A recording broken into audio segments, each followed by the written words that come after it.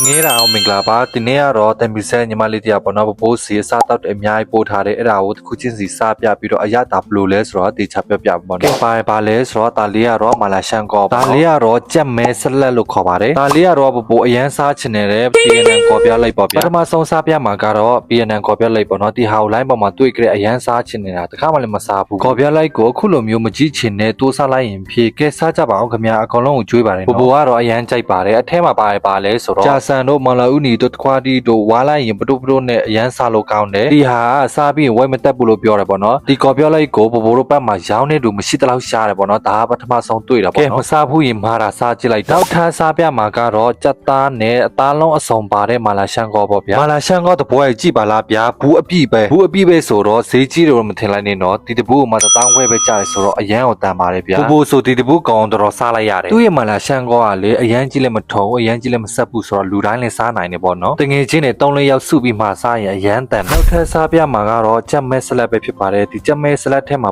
ပါလဲဆိုတော့ကြက်မဲပါမယ်မုတ်ဖတ်ပါမယ်ရုံးပတေတီပါမယ်ငရုတ်ပွားပါမယ်မုံညင်းဖြူပါမယ်ဒီတပုတ်အကောင်လုံးကိုမှတထောင်ခွဲပဲကြာဆိုတော့အရန်တန်တယ်ပေါ့ဒီဟာတွေအကောင်လုံးကတော့ကင်ထားတယ်ပေါ့ဗျာကြက်မဲဆိုလေအများကြီးပါတယ်ဘိုးကတော့ကြက်မဲအရန်ကြိုက်တယ်ဆိုတော့အရန်စင်ပြေတယ်ပေါ့နော်အချင်းရကတော့အသက်ပေါ့သူ့ရတာလေးရှယ်ပဲဗျာဘိုးကတော့တအားကြိုက်ပါတယ်သူ့ရဲ့မုတ်ဖတ်တာကလည်းနူးညက်အိဖက်နေရောစားလို့ကောင်းတယ်ဒီညီမလေးရဲ့စားတောက်တဲ့အကောင်လုံးကလေအရန်စေတနာပါလို့မြင်ကဲဘိုးလိုမျိုးစားချင်ရင်တော့ဒီမှာပြထားတဲ့တွတ်တော်အကောင့်နဲ့ဖုန်းနံပါတ်မှာယုံကြည်စိတ်ချစွာမှာစားတောက်လို့ရပါတယ်သူကတော့တမ်ပူဆန်မြို့မှာနေတာဖြစ်တဲ့တော့တမ်ပူဆန်မြို့တွင်းဆိုအိမ်ရောက်တယ်လီရှိပါတယ်တမ်ပူဆန်မြို့နီးနားရွာတွေမှာရွာဘိုးတို့ရေးဘက်ကရွာတွေမှာမှာချင်ရင်ရွာကားနဲ့တေချာထည့်ပေးပါတယ်ညီမလေးရွှေဤရေအော်ဒါတွေဒီထက်အများကြီးရပြီးရောင်းကောင်းပါစေလို့ဘိုးကနေစုမုံကောင်းတောင်းပေးလိုက်ပါနောက်ထပ်ဘိုးပါရီစားပြအောင်မလဲဆိုတာကိုစောင့်မျှော်ကြည့်ရှုပေးကြပါဦး